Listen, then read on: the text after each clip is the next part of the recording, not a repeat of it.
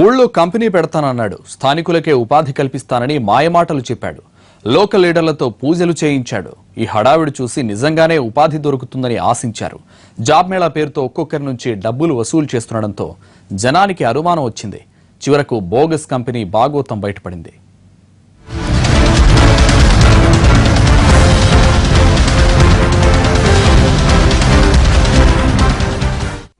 ఇతనే ఆ cheater.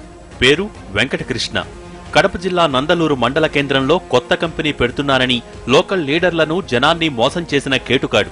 నందలూరులో Alvin company ఎప్పుడో మూతపడింది. ఆ కంపెనీలో కొంత స్థలాన్ని గోదాము కోసం లీజుకు తీసుకున్నాడు వెంకటకృష్ణ. అయితే అక్కడ తానో కంపెనీ పెడుతున్నానని, స్థానికులందరికీ ఉపాధి కల్పిస్తానని నేతలను నమ్మించాడు. జనానికి ఉపాధి దొరుకుతుందని నేతలు భావించారు. స్థానిక ఎమ్మెల్యే మేడా మల్లికార్జునరెడ్డితో పాటు ఇతర ప్రజాప్రతినిధులతో కలిసి కంపెనీ ఏర్పాటు కోసం పూజలు, హోమాలు కూడా చేశాడు.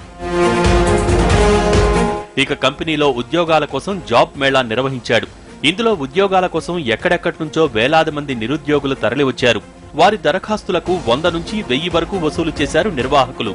డబ్బులు వసూలు చేయడంతో పాటు అక్కడ కంపెనీ ఏర్పాటుకు సంబంధించిన వాతావరణం కనిపించకపోవడంతో స్థానికులకు అనుమానమొచ్చింది. స్థానిక పెద్దల దృష్టికి తీసుకువెళ్లడంతో బోగస్ కంపెనీ బాగోతం బయటపడింది.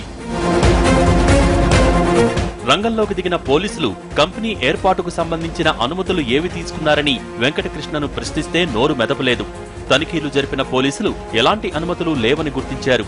ఉద్యోగాల పేరుతో మోసం చేస్తున్నాడని విచారణలో తేలింది. దీంతో వెంకటకృష్ణను అరెస్ట్ చేశారు పోలీసులు.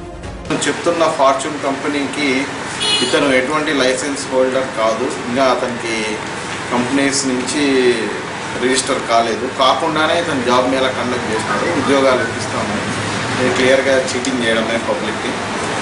దానికి సంబంధించి ఇతని నుంచి 2,10,000 వరకు అమౌంట్ రికార్డ్ చేయడం జరిగింది.